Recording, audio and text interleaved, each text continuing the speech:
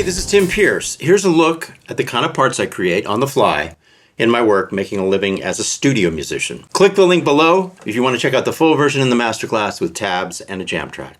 I'm using this Vox by Joe Morgan. It's an AC-15 that he custom made. The master's all the way up, so it's super loud downstairs in the vault. Very controlled here, though, as usual.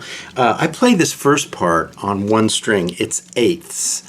And I do the low E string only so the timbre stays the same.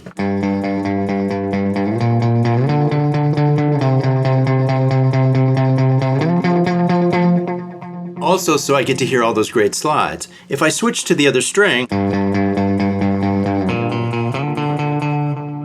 you see how much the timbre changes? It's more legit to me to stay on one string, even one finger.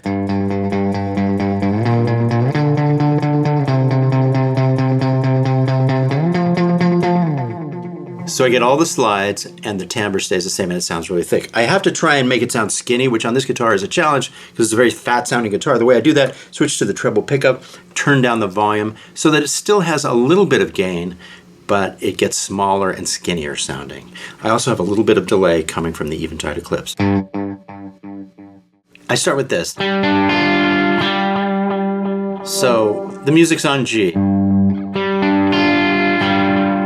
And then it moves to, and I do, so I kind of land on a D that's an octave above the low eighth part. That makes a little bit of sense. Starts out with this chord, kind of a neutral seventh chord. It's not major or minor. And I am palm muting it. Then I take a pause. And that's really meant to sound like, but I tried that, too complex and too minor-y, so I ended up preferring a little bit of vibrato on that one. Let me kill the delay for this demonstration. Then, the actual music goes to C, and I do an arpeggio. It's basically C sus to C. Oh, delay's still on. Oh, I know what it is. I know. It's this guy right here. It's the chord. This amazing chord over there. So you see C sus to C, walking down.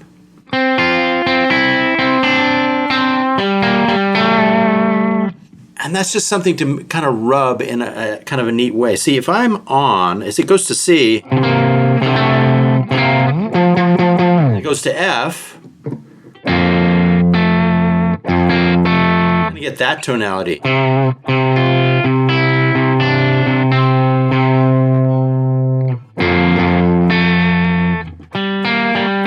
But that's over the F.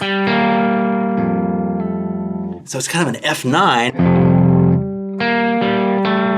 So I always look for these little interesting rubs against very, commonplace chord changes. Let's review.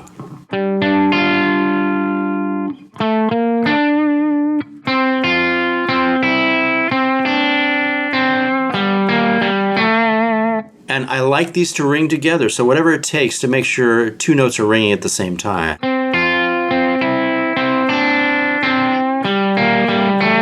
See, I roll over and the ringing starts again. Also a little bit of vibrato.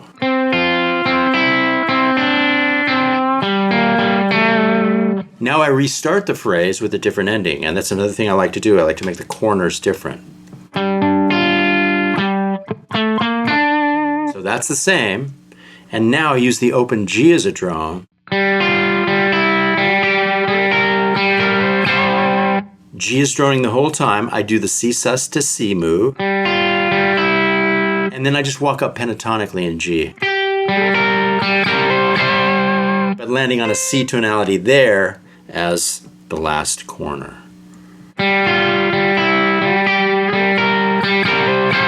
And everything stays connected. A drone while I'm advancing on one string up the neck. Review the whole thing.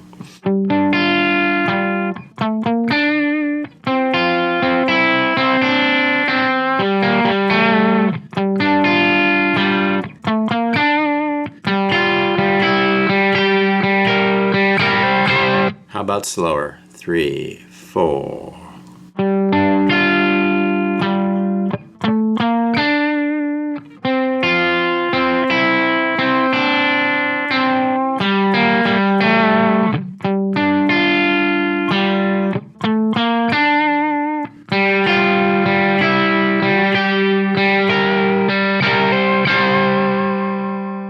Here's the octave up overdub using my Digitech whammy and my Echo Park delay.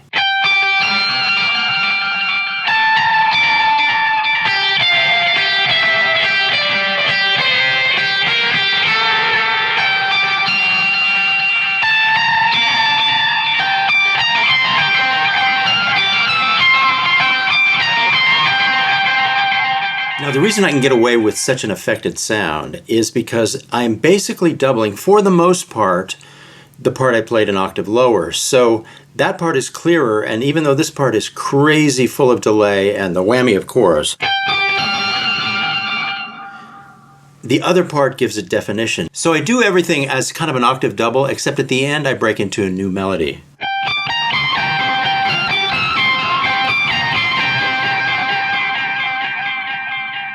So it's a brand new corner, and as I mentioned earlier, the way that I bolster that is by turning off the whammy, turning off the delay, and doing a cleaner double of it. See, by adding that underneath, it strengthens this deviation from melody. And I always like to do different corners. I love the repetition, but I also love the surprise of doing different corners and different endings to phrases.